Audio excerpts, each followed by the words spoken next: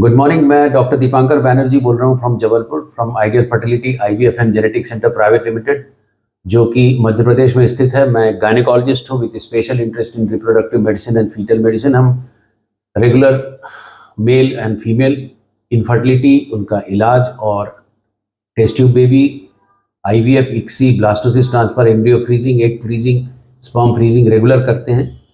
और हमारा जो दूसरा फीटल मेडिसिन की तरफ काम है वो फीटल मेडिसिन एंड जेनेटिक्स का है, जिसमें हम गर्भस्थ शिशु में होने वाले बीमारियों को पहचानने और जल्दी से जल्दी उनको रोकने की कोशिश करते हैं।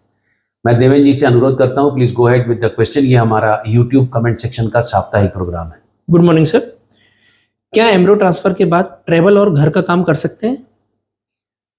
बहुत अच्छा क्वेश्चन है। और एम्ब्रियो ट्रांसफर के बाद में एम्ब्रियो ट्रांसफर किस बात की सावधानियां करके आप एक छोटा सा मेरे यूट्यूब में एक वीडियो देखेंगे जो काफ़ी पॉपुलर है। एम्ब्रियो ट्रांसफर के बाद की सावधानियां। एम्ब्रियो ट्रांसफर के बाद की सावधानियां कुछ भी करने की ज़रूरत नहीं है। आप केवल इतना कर सकते हैं, यदि फ्रेश ट्रांसफ़र हुआ है तो यदि ओवरी में बहुत सारे फॉलिकल बने हों तो उसमें आपको ओवरी का टॉर्शन या ओवरी में हल्का दर्द होने का संभावना है। झटके वाले काम मत करिए, डांस मत करिए। बट अब बाकी जो वर्क है, क्योंकि जब भी एम्ब्रियो ट्रांसफ़र के बाद में जो नेचुरल प्रेगनेंसी होती है उसमें लेडी को तो जब वो पीरियड मिस करती है तब पता चलता है कि वो प्रेग्नेंट हुई थी। तो जिस दिन उसका एम्ब्रियो बैठा था उसके बाद से कोई भी महिला जिसको ये नहीं पता कि वो प्रेग्नेंट होने वाली है वो अपना रेगुलर वर्क तो छोड़ती नहीं है। ठीक उसी प्रकार से IVF के भी जो एम्ब्रियो ट्रांसफ़र हैं वो एक कॉमन चीज़ है और उसको लेके बहुत टेंशन नहीं करना चाहिए। कई लोग सीढ़ी नहीं चढ़ना, ऊपर नीचे नहीं होना, मेरा घर ऊपर है, इंडियन टॉयलेट में बैठे कि वेस्टर्न में बैठे हैं, ये सब जो बातें हैं ये बहुत ज़्यादा मायने नहीं रखती। आपके एंडोमेट्रियम कैसा है, एम्ब्रियो कैसा है और उसमें इम्प्लांटेशन हुआ कि नहीं, वो एक नेचुरल प्रोसेस है, वो होना होगा तो वैसे ही हो जाएगा। प्रीटर्म बर्थ का क्या कारण होता है?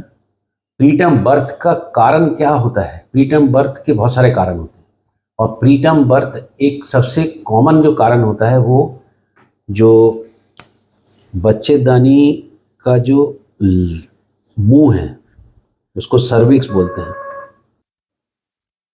ये जो बच्चेदानी है, इस बच्चेदानी का जो ये मुंह है, ये एक सपोज करिए एक नया मोजा जो होता है उसका ये मोजा है और ये उसका इलास्टिक है।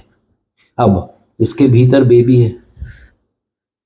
ये जो इसका मुंह है ये एक बंद अवस्था में रहता है और इसकी length more than 3 centimetre usually रहती है, मतलब 4-5 सेंटीमीटर तक रहती है।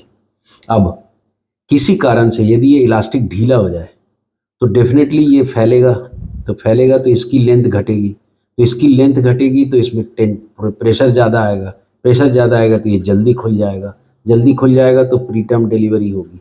अब ये हुई क्यों? क्योंकि सर्वाइकल जो इसका सर्विक्स बोलते हैं इसमें इनहेरेंट कुछ प्रॉब्लम होती है, उसके कारण भी होता है।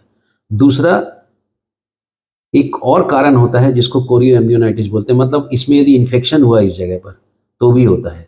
तीसरा, साथ में यदि यूरिनरी ट्रैक्ट इन्फेक्शन हुआ, यूरिनरी ट्रैक्ट इन्फेक्शन मतलब जो पेशाब की थैली है उसमें यदि इन्फेक्शन या यूरिन में इन्फेक्शन है तो पेशाब की थैली एकदम इसके साथ लगी होती तो इसके कारण भी इधर से इन्फेक्शन होता है। इस इन्फेक्शन के कारण ये उत्तेजित हो जाती है, प्रीटर्म डिलीवरी होती है। तो ये कुछ कॉमन कारण हैं। मेन कारण जो अधिकतर होता है वो सर्वाइकल इनसफिशिएंसी के कारण होता है। जो सर्विक्स है, जो इलास्टिक है, उसकी मजबूती कम रहती है। मुझे बच्चेदानी का कैंसर डायग्नोस हुआ है, क्या मैं फ्यूचर में मां बन सकती हूँ?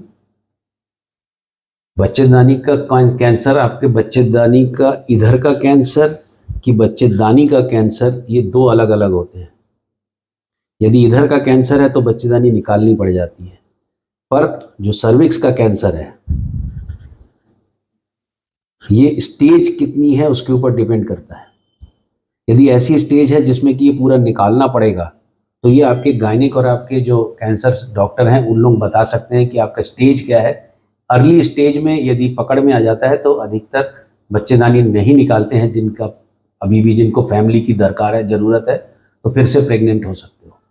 क्या ज़्यादा स्मोकिंग और ड्रिंक्स लेने से स्पर्म काउंट कम हो सकता है? बिल्कुल कम हो सकता है, क्योंकि ये चीज़ मैं कई बार देखता हूँ कि बिंज ड्रिंकिंग और ओवर स्मोकिंग के कारण जो उसके पॉइजन्स होते हैं वो आपके टेस्टिस में, जो टेस्टिस एक फैक्ट्री है, फैक्ट्री तब अच्छी चलती है जब उसका रॉ मटेरियल अच्छा है।